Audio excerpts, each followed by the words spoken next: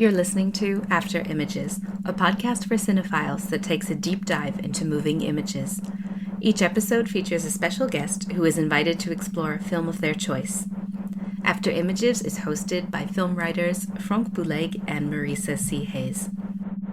For our first podcast episode about a podcast, we welcome award-winning writer of speculative fiction, Martha Wells, to discuss the mystery comedy series created by Steve Martin and John Hoffman, Only Murders in the Building.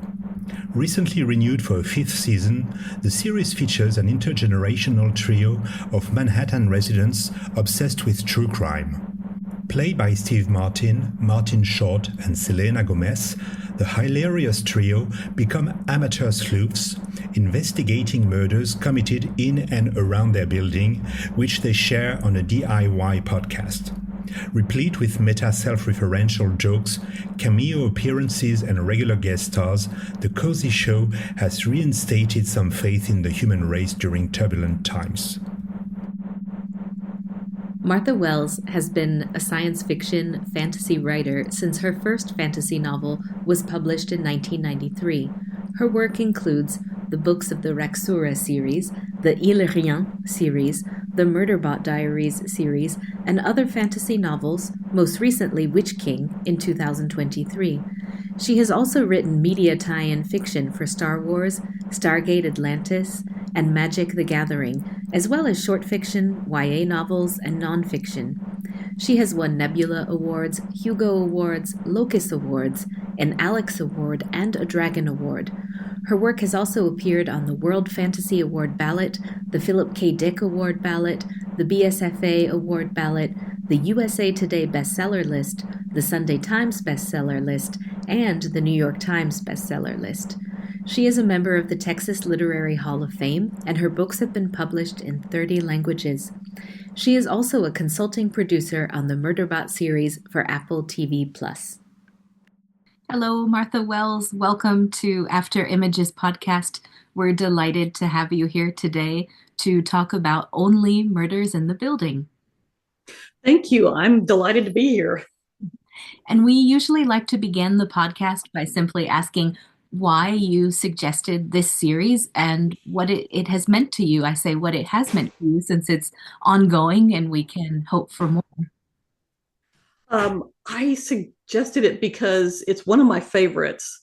And I think it's a series that rewards rewatching because it's fairly complex, and especially as regards to characterization. And I really love shows like that. I'm a really big fan of mysteries too. I was going to ask you if that's one of your favorite genres. And there's also this aspect of comedy that comes into this mystery. And it feels to me like the late 20th century really kicked off a strong tradition of that's ongoing thanks to this series. Yeah, I like mysteries that can combine, or any shows that can combine humor and yet not lose the kind of fundamental plots for their genre. Like the mysteries are actually good and hard to figure out, and it doesn't. And the humor doesn't really affect that part of the plot. It just enhances it. Absolutely. And have you got a favorite season so far, one that you love to go back to and dig into? I was rewatching it last weekend, and I think I was kind of debating between the second and third season, the Broadway show season, which I think is great, and I think that might be my favorite. When I was rewatching the fourth season, I guess it's the fourth season, the one that just came out, or not just came out, it came out, I guess, last year. At first I thought that started a little slow, and I think it was just because I was so impatient for them to find the body and start figuring out what had happened, and then realized, no, that's just one episode. That's its pacing is just right, I think. But I really think 3 is my favorite, just because of the whole Broadway and bringing the other characters into um, making having the neighbor Jonathan, I think, more involved, because he is fantastic. Mm. And there were parts of that were just laugh out loud. Mm. Mm. Oh, I'm so glad to hear you say that because that's my favorite Yeah. season as well. I just think the writing is so strong. I mean, it's always strong, but I think there are some really standout moments in that season, and the kind of dual layers of what's happening on stage and behind the scenes, and the whole architecture of the theater is so great in that season.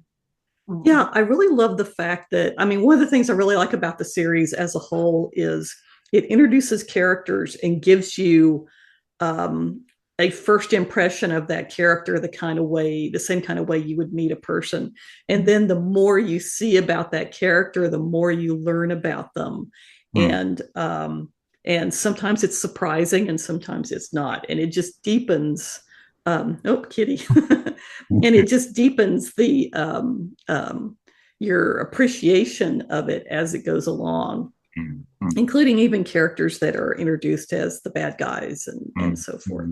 Mm. And I think the Broadway season does that really well with the show itself, because it sort of takes you a while to realize the first version of the play is just really stupid. It's like it's one of those, it comes across as one of those really old plays that somebody tried to get onto Broadway at some point, and it just, ran for a couple of days and then failed because it just doesn't make any sense. Like, are they really, Mm. is there some sort of metaphor we're not getting, that they think the baby did it? And that's so perfect. And then as they start the musical, it just seems worse at first. Mm. But then as you see more of the musical, and the songs are actually quite good, Mm. especially when you finally see the run through with the orchestra. I think that's when it starts to dawn on you. This is taking something stupid and making it so much more stupid. It's becomes surreal and funny, Mm. and you can't take it seriously. Mm. And it's actually going to be really good. Mm. Mm. And what's interesting, I think, in all of the seasons is that not only is it funny and not only is the plot interesting and interests you in the characters, but it is also very metatextual. I mean, it really talks about media themselves. It talks about podcasts, it talks about Broadway, it talks about television. There's another layer to that series, this series, isn't there?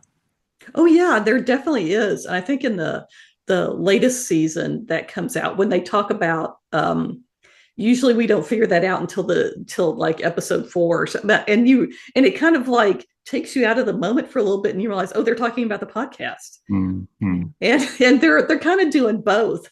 But um that was a season, I thought, that just got more and more interesting, and more the build of it as you watched it became more and more complex and interesting over time, and really finally getting into Saz's character. And I'm glad they brought the actor back to do because usually it's Mabel, I think, that has the conversations with the murdered person, but having it be Charles was really interesting. Mm. And and everybody in the show is such a good actor, and it just really worked. Mm. True. And since we've been talking about season 3, I wondered if I could go back to something you said about the rhythm, this moment when we want to find a body or really go somewhere with the mystery. Yeah. And that's such a big discussion today in mystery writing, isn't it? In terms of, I've heard editors say, I don't want any more first page bodies found, like right in the beginning, that shocks the audience. On the other hand, that can have quite an effect in terms of drawing us immediately into a mystery. So I'm just wondering, what do you think about finding that right moment, that right rhythm for writing in a mystery? I think it just takes a lot of experience, because it really depends to me on the story. Mm. And, the way you tell a story in TV is so different from the way you tell it in a prose novel or a graphic novel or anything else. Mm. And I think the fact that TV, when you're watching it, I think it feels like things are happening in a longer time than they actually are. Mm-hmm. Like a minute on TV seems to take up so much more like story space than a minute of reading a book. And so that's kind of a thing that I think that's part of why writing for TV, script writing, is so very different from novel writing. And I've been asked, why don't you just write scripts or something? And it's sort of like, because that's really hard and I don't know how to do it. I would have to basically relearn the way I write. And like people who move from prose novels or also write graphic novels or comics, it's a completely different way of writing. So yeah, the pacing, and I think it's because I cared more about Saz as a character, and I wanted them to get to that moment. And I think also it's because usually in the previous seasons, it's been immediate where they're the ones who find the body. And it happens usually because we already usually see that moment in the previous season in that kind of little trailer that goes into the next season. Like we think we see in the Broadway season, we think we see Ben die on stage. And we think we see, which was great that they changed that. I think that they're deliberately changing that up a little bit to kind of surprise you, because when he walks back into the party, it's just such a complete shock. And you're just rearranging your brain of what you already understand about the story and what's going to happen. And so moments like that really work are really cool. And right when you're like, okay, Ben's going to be alive, someone else is going to be killed, or maybe it's going to be about who's trying to poison Ben, and then Ben dies, and there's Ben's body, and it's just horrible. And particularly since it's, again, it's a very likable actor, and he comes across as a jerk. We first meet him, he's being a complete jerk, but as it goes along, we realize what's going on with him, and he's under these pressures, and he's actually not a bad person. He's just cranky and upset and things like that. So yeah, I think the pacing works, and I think again the fact that they play with that moment of discovery is very kind of intrinsic to the show, and the way it likes to play with how it introduces information to you, and how it introduces character and makes you think about the characters, and then does things that changes your mind. I have the feeling that there's a lot about time that is so important in this TV series. I mean, because of the plot itself, because of the past of the characters, because elements, as you mentioned, we don't have the information until later, and we are trying to put the pieces together. And also because of the age of the main characters. I mean, we have two older people, and this is very different compared to mainstream television today or to filmmaking, isn't it? Yeah, it is very different. They've had a lot of experience, and they have a lot of, they've made a lot of their mistakes, and they do know a lot of things. But then I love the way one of the running jokes is how they're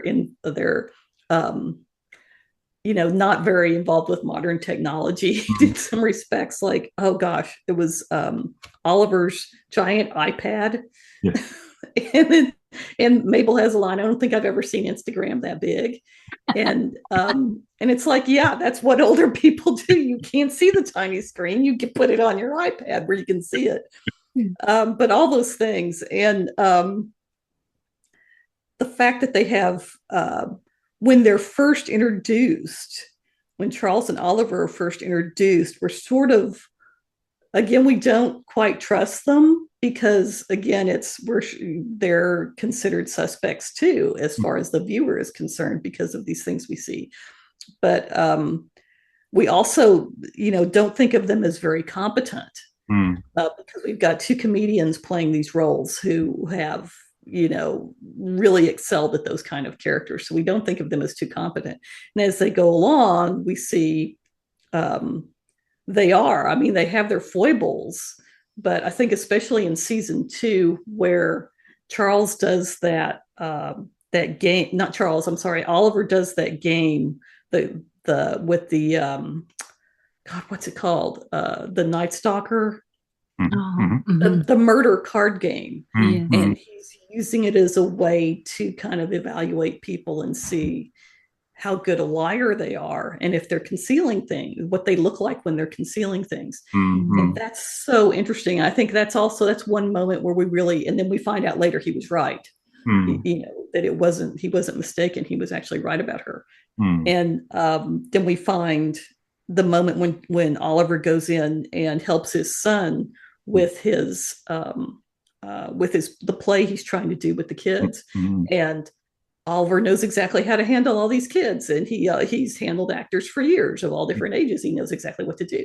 And so it's like those moments of seeing the characters be competent and in their jobs and the things they know. When we find out Charles did that song that they keep playing, I think like he has it as a ringtone at one point.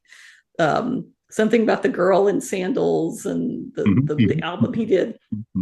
And you find out he makes $100,000 a year off that song because it's been sampled so many. And it's just those moments. It's like that the whole show is really got these shifting moments of changing your view of the characters so much. And I really I think that's one of the things that I love the most about it. And there's also that element about blurring the line between fiction and reality, because the characters of Charles and Oliver, they also bring all the baggage of their former roles, of their former acting to their characters, don't they? And they play with that. And there was a scene in season 4. It always like hits you all over again what a great physical actor Steve Martin is. And how funny they both are. And they play with that. It is, like you said, it's very meta. It's like the viewer knows they're watching a show and they know they're making a show, and so they play with every aspect of that. And I feel like the timing of the show, the fact that it dropped in 2021 was such a comfort during a very difficult time to have familiar faces that, I've grown up watching Martin Short and Steve Martin and watched them metamorphose from one comedic character to the other. And that was just a tremendous sense of relief to really sink into this mystery during the pandemic.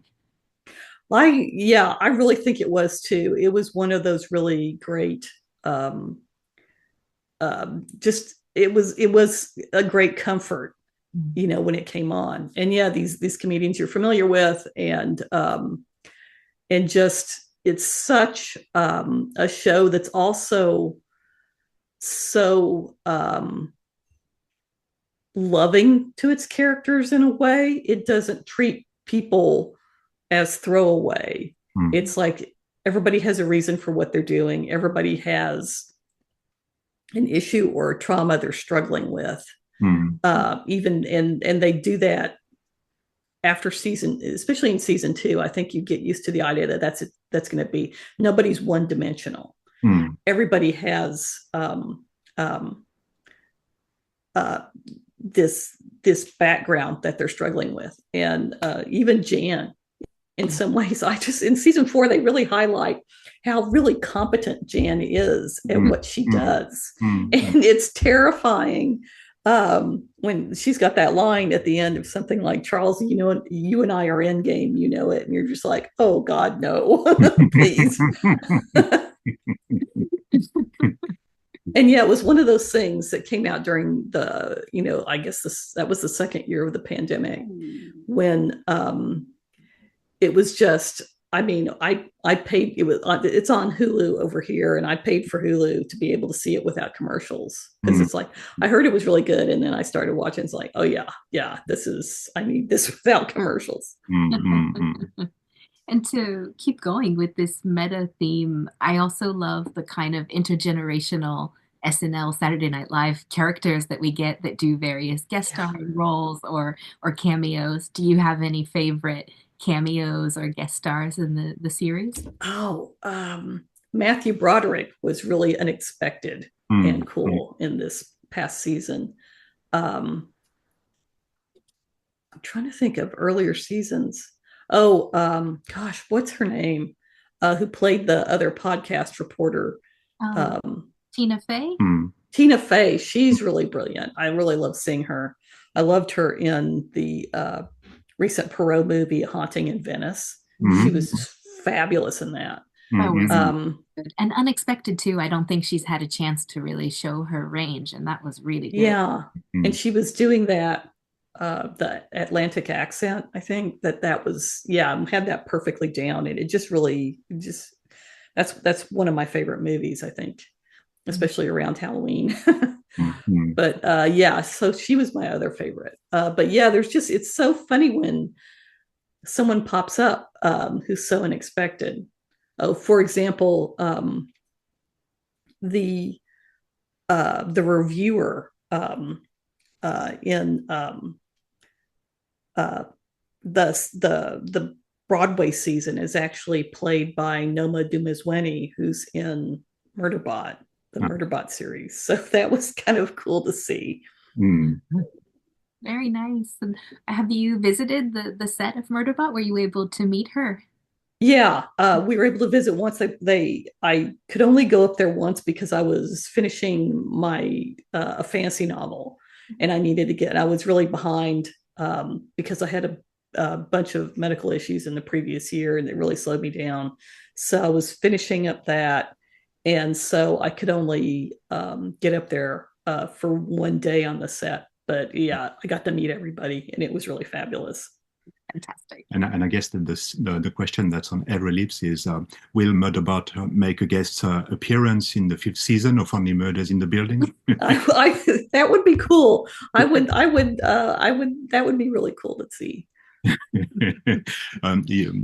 To come back to what you were saying, you were talking about the multidimensionality of the characters, the fact that there are several layers to themselves. And there's one character that we haven't mentioned yet, and who is extremely important. It's the Arconia, isn't it? Yeah. It's central to the show.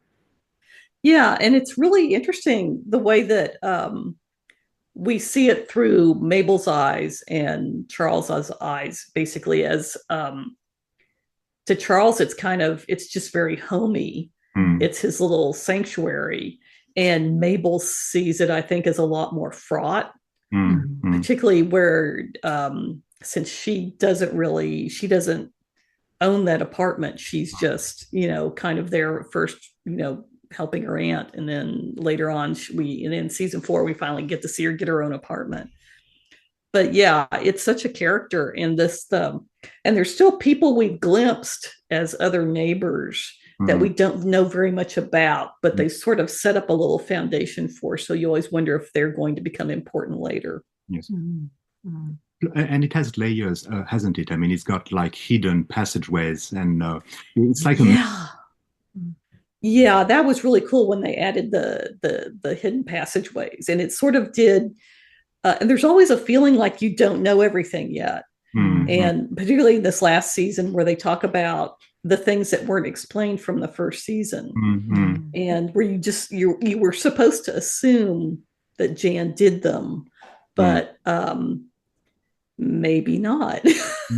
And you don't really, and then again, the note that was actually left for Jan is like, did she do that? And it's interesting that they don't. I realized again when I watched it again, because I was thinking, did they say that group that the Ohel, the group that plays Ohel, and did they do those things? And they didn't really mention that at all, because it's like they mentioned being afraid about the podcast, that they would discover what they'd done, but they don't mention any attempt to, and they don't really seem like they would poison the dog, or, and even with a poison that it survives. And yeah, so it's kind of like, I'm wondering if that will kind of be, because usually 5 seasons is kind of a good number for a lot of shows. So I kind of wonder if they're planning like for the 5th season to be the last one, and they'll do a big thing there where the stuff has been going on all along. That would be fun. And I feel like the opening credits set that up really well, don't they? In terms of the way that we move from one window to the next. And, we're limited in what we see through the window as an outside observer. But at the same time, we get the feeling that there's just so much going on in this building and that there could be all sorts of things happening between those windows, the walls blocking us and what we don't see. I just find that really simple but effective in terms of opening credits and yeah. Oh yeah, definitely. And the way it pulls back Mm, and mm, the figures watching it and just yeah, it really does get that across. Yeah. mm. I really had the feeling there was something of Rear Window there, perhaps a tribute. Yeah, yeah, that would make a lot of sense. And then yeah, and since we now have they've talked about the Westies, the people on the other side, where they're kind of like looking at each other through the windows and seeing stuff happen and adding this whole dimension. And I love that they can do that where their world is so developed, they add a dimension to it, and it just feels like it's been there all along. Yeah. Mm, mm, Like mm, meeting Charles's sister in when they go out there to try to get away, try to escape. Yeah. mm, They've just been so great about kind of changing things up, as you mentioned, and always bringing in new people, new situations. I felt like the theater season really took us briefly out of the building so that we could get a fresh environment and then come back to the building again like an old friend. But I agree with you with 5 seasons. I'm wondering, okay, so far they've kept it really fresh and good. But after season 5, do you feel like there are ways that they could go, or do you feel like you might like to see it come to a good ending? I think there are ways they can go because the whole thing with the way they develop characters and the way they do their story arcs is it's not like an arc with an ending. It's more like they're building outward mm, Mm. continuously. And there's always things to discover about these people, just mm, like there's always things to discover about real people. Yeah. mm, mm, So I think it is they could and the fact that they're quite really well able to develop whole new sections of the building that mm, they're able to introduce, and we assume that was there all along because they've grounded us so in mm, their world. Yeah. mm, mm. Mm. And what do you think? I mean, let's come back to the very origin of the show itself about the use of the podcast. Well, what is it about the podcast that's so important? I mean, this is an episode of a podcast about a show about a podcast, so it is also. Yes. But what is it about the podcast as I don't know, a news form, as the practice that brings something to the show, according to you?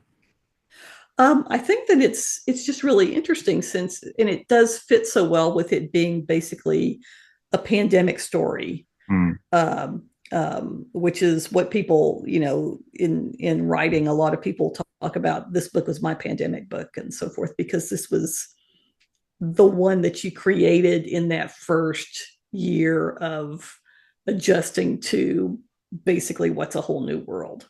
mm, mm, Um, and I think it has that feel where podcasts were really coming into their own. mm, And podcasts do true crime podcasts in particular, because true crime has always been popular. And mm, when it's done well, it's incredibly fascinating to break apart these cases and see and try to figure out what really happened, particularly ones that are still unsolved, that there's a lot of information about. And so the fact that they would bond over a true crime podcast um, was really it was a good hook because it's like, what are these three people who are fairly different, especially Mabel seems very different, what is going to spark their friendship? mm, And that's a thing that can do it. They're all three interested in it and they all three know a lot about it. mm, And also what is going to keep them together is doing that kind of thing. And again, I think that also goes into the meta-ness of it, is the mm, characters are making a mm. show. Yes. Mm. And it kind of reminded me a bit of Staged by Michael Sheen and David Tennant, Mm, which I didn't get to see during the pandemic. I think I heard a little bit about it, but didn't know it. I didn't know to go look for it. And I didn't see it until it came on one of the streaming channels. And its first season is very rooted in the pandemic of David Tennant has a line about being helpless to help, that they're actors, they're entertainers, and their whole job is to tell stories, and they're just stymied in their way that they can do it, and it's killing them. And being able to make that show is obviously what their solution to that, and to make staged. And then you find out, and I really found out David Tennant actually did have a podcast where he, like a lot of other actors did, where they just interview each other and interview their friends, and how helpful those things were to people who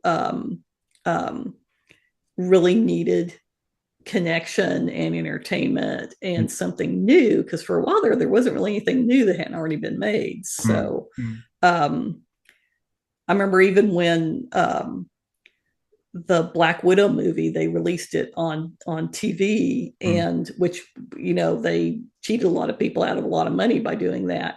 But we were just glued to it. It was seeing something new and something that felt normal. Yes. It was that it was that kind of normal. It was just really helpful.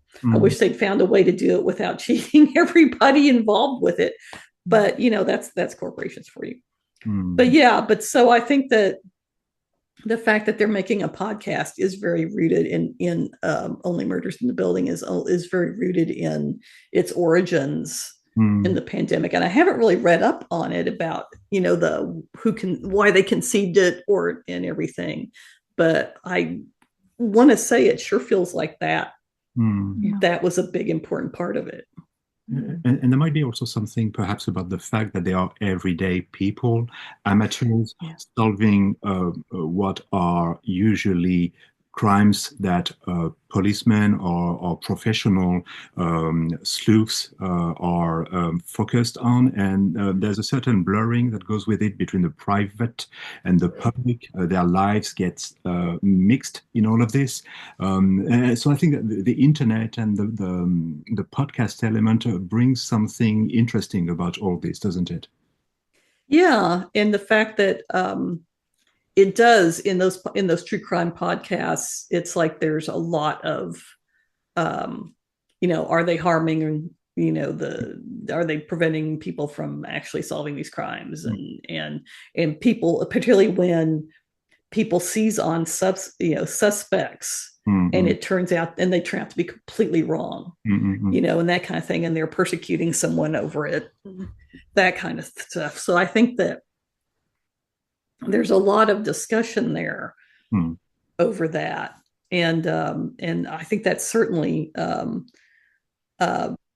it's an even more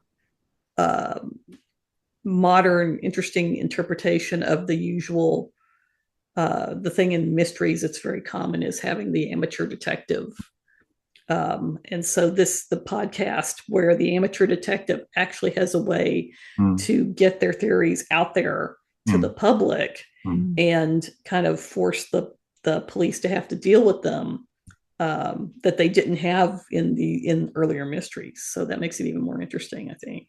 And it's such a mirror to life now in terms of, the fact that during the show you mentioned this interactive element that we, the viewers, can really participate in this investigation. And it feels like those podcasts, also in reality, attract a lot of amateur sleuths who also feel like they're participating in a cold case or weighing in on different pieces of evidence and things like that. Yeah, it's really interesting. I watched a documentary about one where I'm not sure if they were making a podcast. I think they were making a documentary about a young man was making one about the murder of his mother, and which had never been really well investigated. And and it's really when you see all the evidence together, it seems really obvious, but it's like there's still never been anybody actually arrested for it. And so in a way they're kind of frustrating, because you're looking at going, I would like to see this on Dateline and watch them actually give me all the evidence as why has the suspect not been arrested, because it sure does look like. But we can only make the decisions on the information we're given. Yeah. To go back to what you were saying about true crime and their importance, it seems to me that there's a tension in Only Murders in the Building, in the fact that it is dealing about something that is actually awful, which is crime, but doing this in a comedic fashion. What is your take on this? Well, I think that they kind of reference that especially in moments throughout the series, especially the fourth season, where they find out, the brothers, sisters put cameras all over the place and are filming them without telling them, even though they've agreed to it in their contract, which they didn't read. And I think, God, I can't remember who says it is. Some person said, "Well, Charles tells someone to turn the camera off." I said, "Well, mine other people's pain for your own benefit in the podcast?" And there's no real answer to that, because that's what they do. But that's sort of the history of mystery as a genre. I think Lucy Worsley has a really interesting documentary about that, about going back to the origins of mystery, and how the idea of basically someone in your circle or family or whatever being killed in your house has become the cozy country house mystery. How weird that is. And of seeing, murder and crime as entertainment. And what that does is it reassuring to us watching, because having these mysteries solved is very satisfying and in some ways reassuring. And is it just something as humans we have to deal with because we are vulnerable, and we have to, it's almost helpful to know about ways in which you're vulnerable, and to see other people overcome things, and to see other people survive, and that seems all wrapped up with the genre of mystery, which is really complex. And again, I think Only Murders in the Building does that really well, as it's a mystery about mysteries. And then the whole obsession with mysteries is really a core part of it. And it's interesting too that so many people talk about horror and comedy being two sides of the same coin, and I feel like you really got that balance here, don't you, in the show, and all kind of comforting comedic conventions of the genre while being innovative at the same time. I say that because I really, really love the detective with whom they clash, but who kind of grows to love them anyway. Yes, they're interfering in her cases. That's Divine Joy Randolph, who's just fantastic as Detective Williams, I think.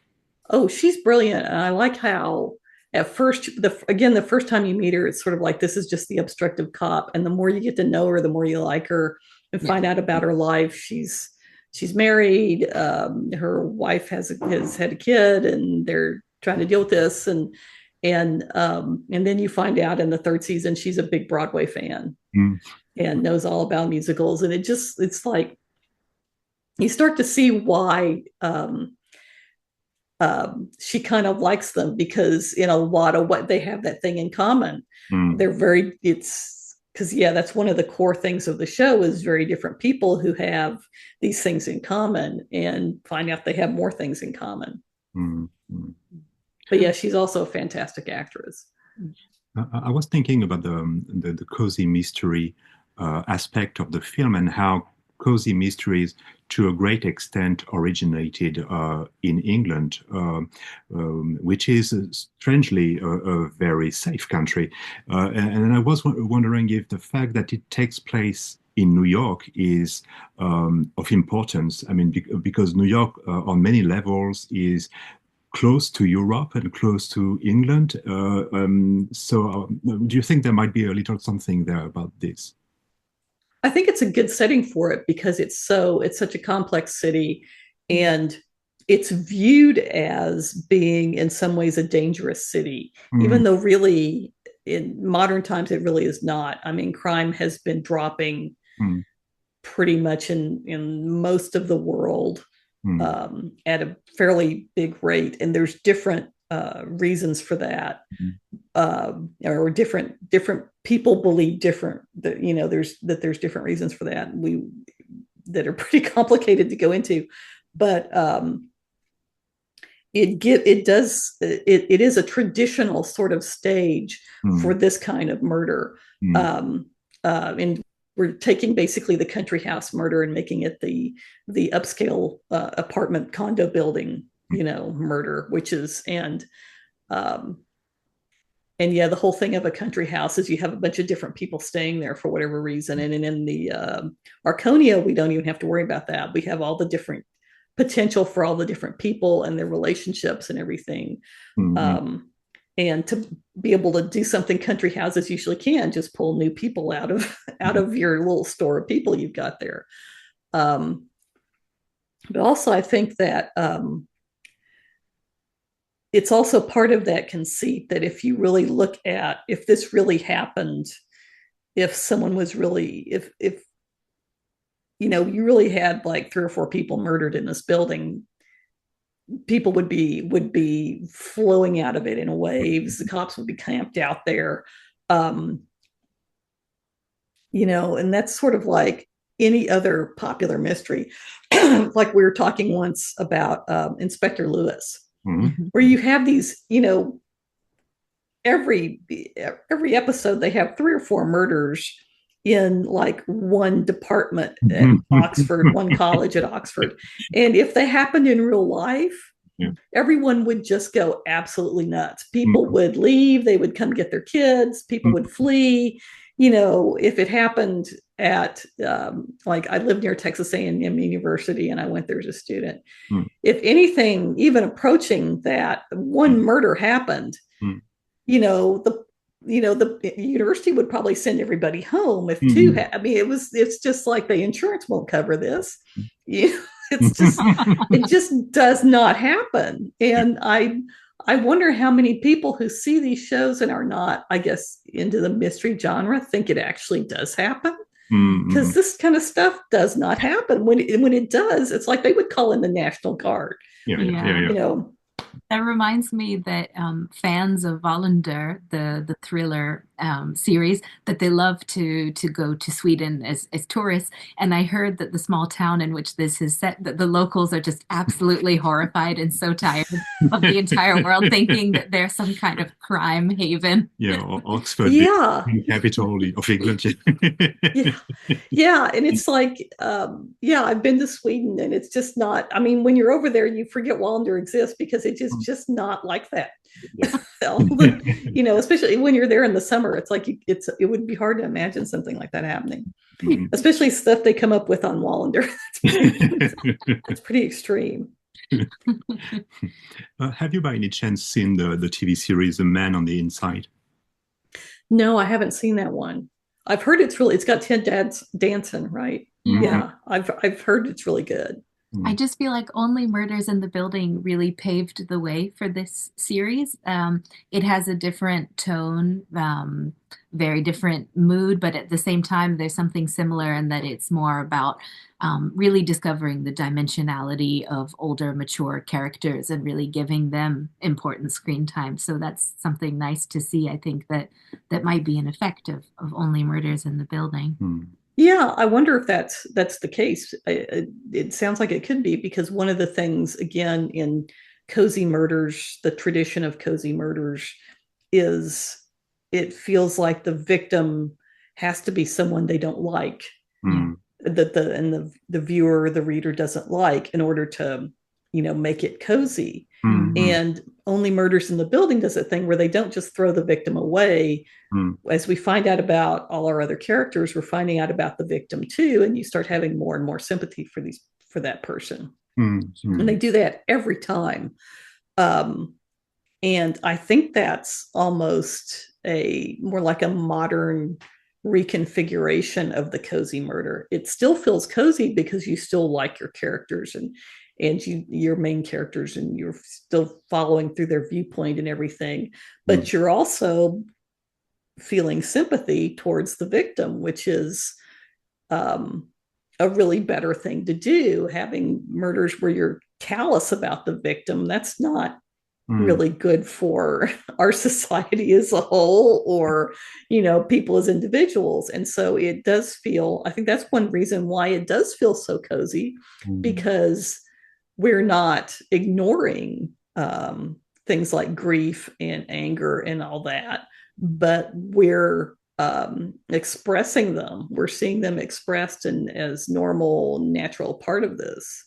It kind of reminds me a little bit of what Broadchurch did with showing how one murder almost destroys this entire town, and how it the real consequences of it and how many people are affected by it, and it just sort of radiates outward and keeps going and going. It's with each season they're still dealing with the fallout of this one person's act. And Only Murders in the Building takes a different tack of that, since it is kind of designed to comfort people and make you laugh, and but that's kind of relates back to being a pandemic story originally, because terrible things were happening, but you still had to exist and you had to cope, and being able to laugh, being able to be comforted was an important part of that. Even laughing in the face of death. Yeah. The times when the characters really think they're going to die, the bad guy's going to kill them, and there's the moment we think Charles has been killed, and you're kind of sitting there going, I don't believe this is happening. Oh gosh, I really hope not. Maybe they'll do it. I don't know, because it was only the second season at that point. And in the end of the fourth season, where we see who's murdered, they kept sort of teasing you with the idea, well, it's going to be Loretta. And so you're going back and forth going, is it? I hope not. Are they going to kill Meryl Streep? Oh my God. Are they really going to do that? And then they don't. You're like, oh, okay. And yeah, that moment when you think it's not going to happen this time, because it's been a little different every time, and then suddenly you see who it is, and it's like, so it's I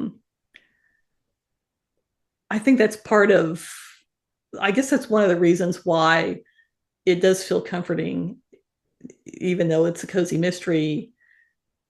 It's like it's a compassionate cozy mystery. It's not. Yeah, that's the word I've been looking for. It's compassionate rather than drawing the humor out of, oh, this was a bad person, they deserve to die. Nobody's callous.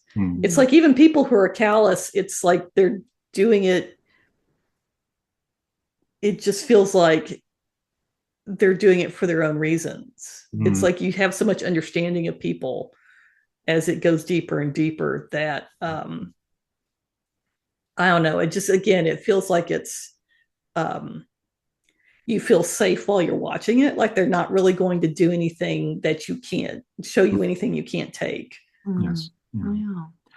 And you mentioned Broadchurch and Lewis, and I've got the feeling that British people are very good at those compassionate mysteries. Are you watching other shows coming from the United Kingdom or elsewhere? Oh yeah, British mysteries are super popular in the U.S., and a lot of that is when before cable really got, and before streaming and everything, you saw a lot of those on PBS. And so they got really popular on PBS originally. Now they've spread out, and all these different places have them, and so we're seeing a lot more of them.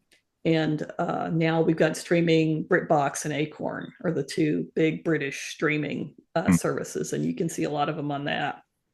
You can also see a lot of European ones, and so we're starting to see ones that subtitled a lot of French and Nordic noir and all that kind. And there was even I can't remember the name of it. It was a funny mystery, but it was actually a really good mystery, and it was making fun of all the other different Nordic noir mysteries. And gosh, I wish I could remember the name, but they so many things. Is it was like Lillehammer? No, it was like Falda or something. Oh, we'll have to look for that. Yes. It sounds really good. I can't remember the name. And then the Australian one. I can't remember. What was the name of it? Anyway, it was Australian, and it was set with, it was a lot of female characters. It was set in a little town on the coast that was trying to become a resort, and had at some point become a haven for lesbians, and they were trying to have an art festival while these horribly murdered corpses are showing up on the beach. And it had and it was kind of, in a way, it's very funny, and it's making fun of other mysteries, but it's also an actually good mystery. And I love that that's coming in, that because I've tried to watch some the older shows that were just making fun of mysteries, and it's sort of not, it's like it sort of feels like a one-note joke. And an actual comedy mystery still has to be not only just a comedy, but also a really good mystery. That's right. We've spoken a lot today about the characters and the character development in the writing for Only Murders in the Building.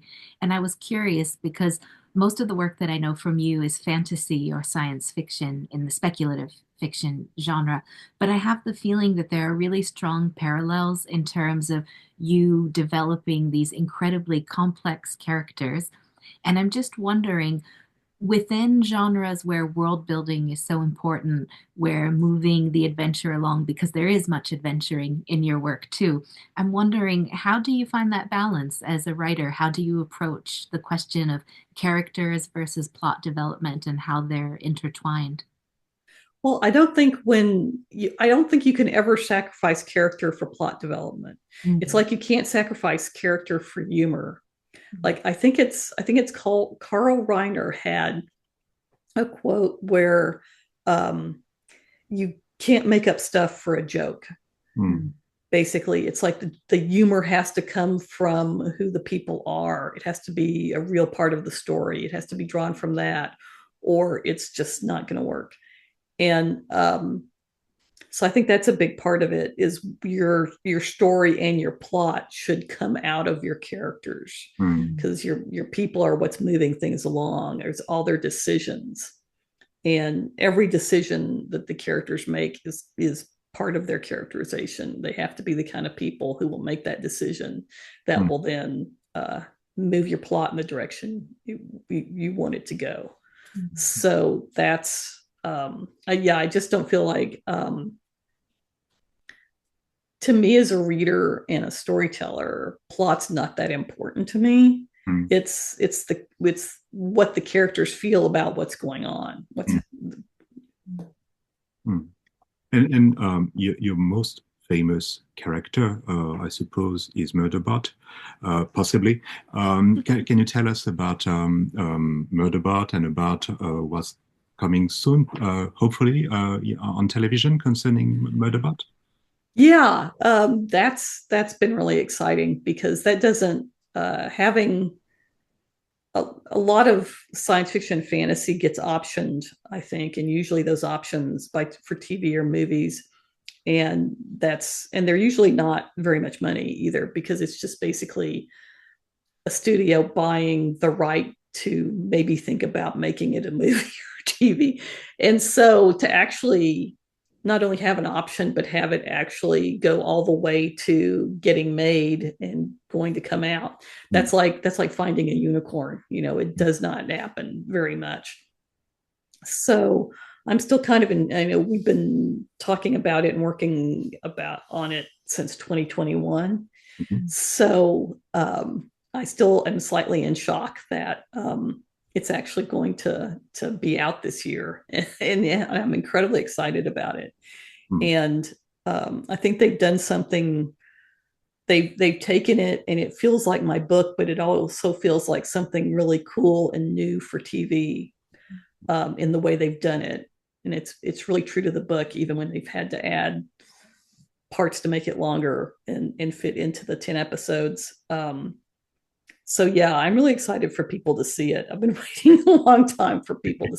For a long time, we couldn't talk about it. I don't think we were able to talk about it until Apple released a press release. I think that was not this previous December, but the December before then, was the first time we were allowed to actually even say it had been optioned. I think I could say it had been optioned, but I couldn't say anything else.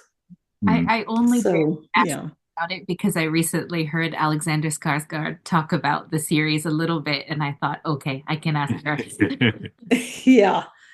It's like there's several articles in Deadline, that give, the cast, talk about the casting and stuff so really that's all. I can only say what they've already released, but once it comes out, I think we'll be able to talk a lot more about it, and I can post my pictures from the set and stuff like that. So Do we have a date yet for the release? Do we know when it's coming?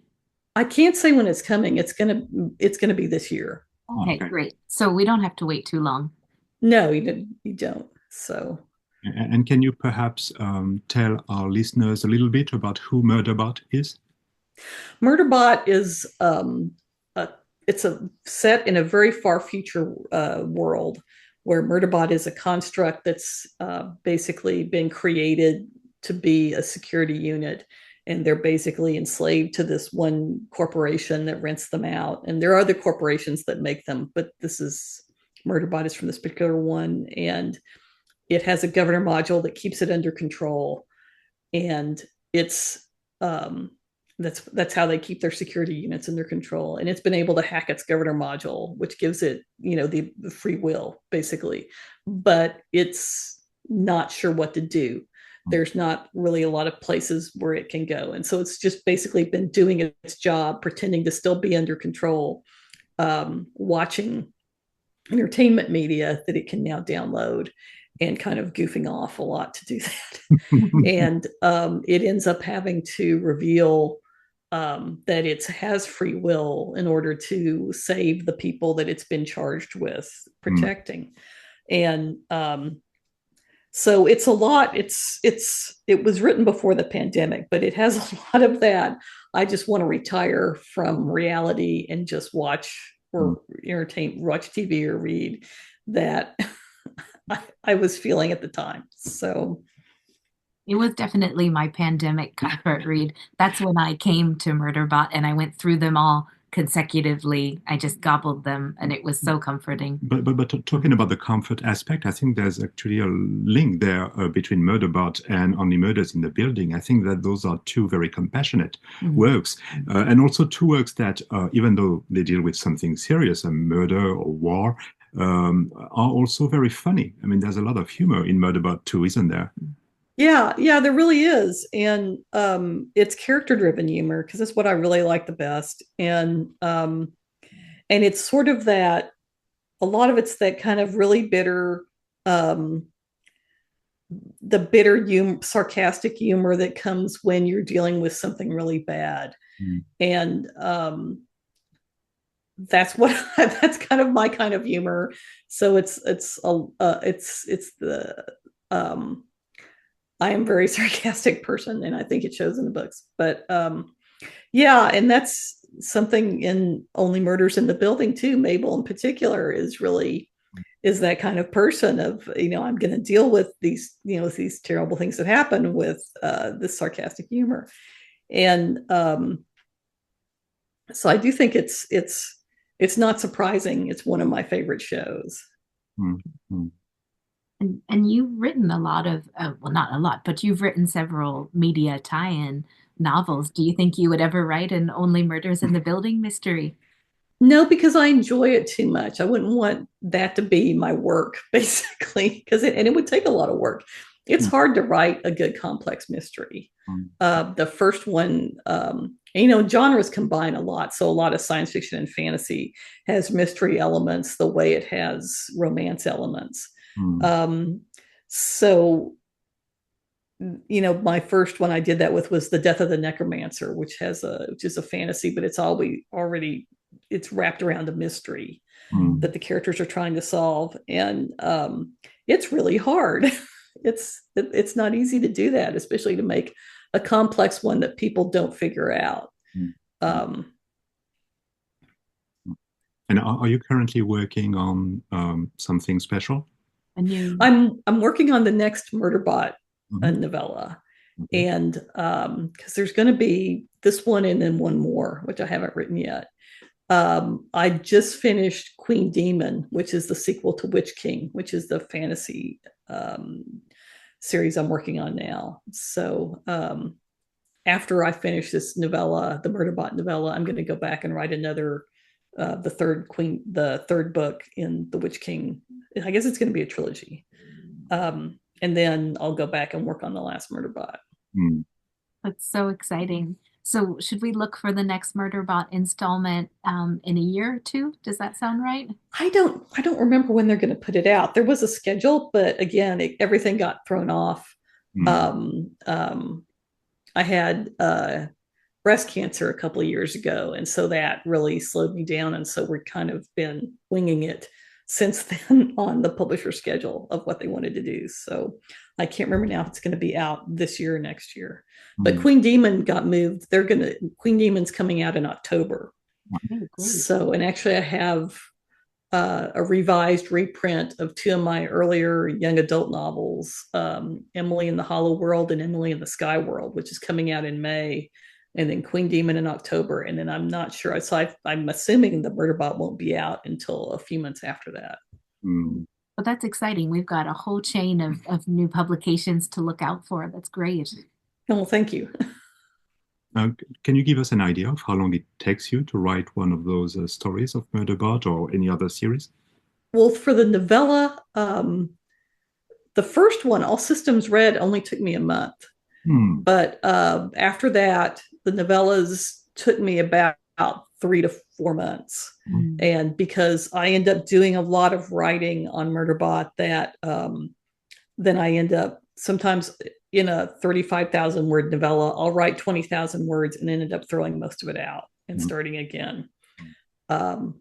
With the longer novel, Network Effect, it probably took me a year and a half to write, and I normally can write a novel in a year.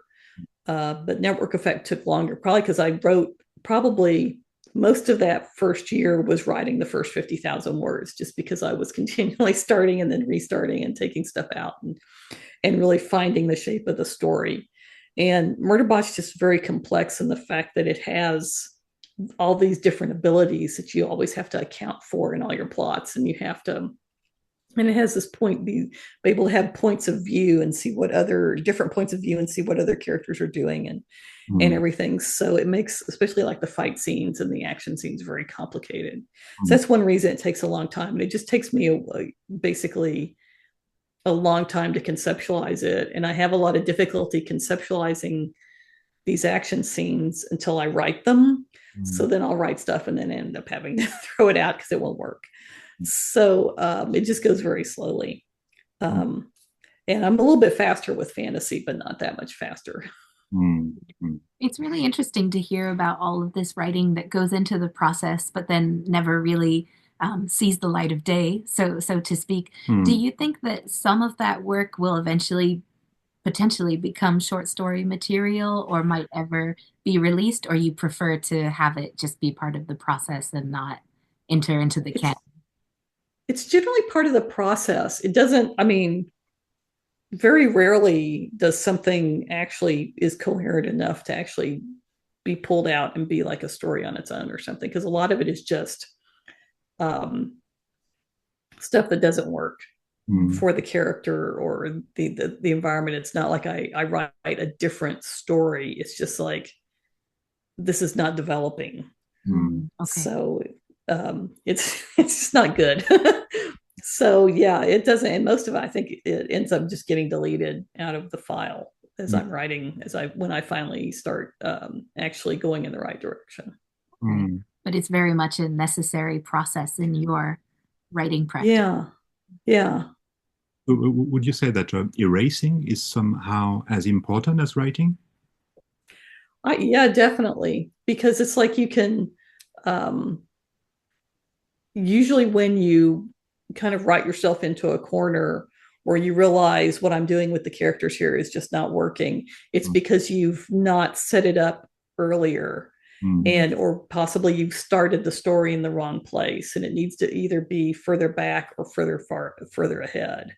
So there's just a lot of that ends up with being a lot of stuff that just gets thrown out. And it's like, and usually I'll go through and like I'll find one or two lines I really like and save them. And sometimes with a fantasy novel, one time I had a really cute little scene that was only like a couple of sentences long with these mushroom people. And I think I looked all over the book for a place to put the mushroom people, and it just didn't fit in anywhere. And it just, everywhere I put it, it was just like, it's just stopping the story there. And so it ended up kind of having to go wait a couple of books later and it went in. But yeah, so it's just stuff that has to do with, it's not working for the pacing, it's not working for the tone or the mood, and it just gets tossed out. Fantastic. Well, we really appreciate the time that we've spent with you. And we usually like to close by asking, is there something you wish that we had asked you today during the podcast? I think we had a really good conversation. So if it is, I can't remember it now. But I really enjoyed talking about. It's really nice to be able to talk about a show like this in a lot of serious detail, because you normally don't see that. You don't intellectualize it necessarily when you watch it, do you? Or not the same way. Yeah, and it's really until you're talking about it and breaking it down with other people that you really start to realize all these things about it. Oh.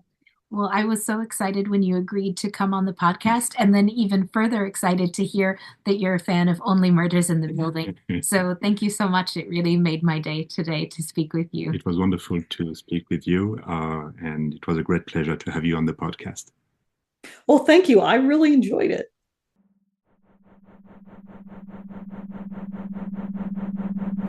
Thank you for listening to After Images. Please subscribe on your favorite podcast app and follow After Images podcast on social media.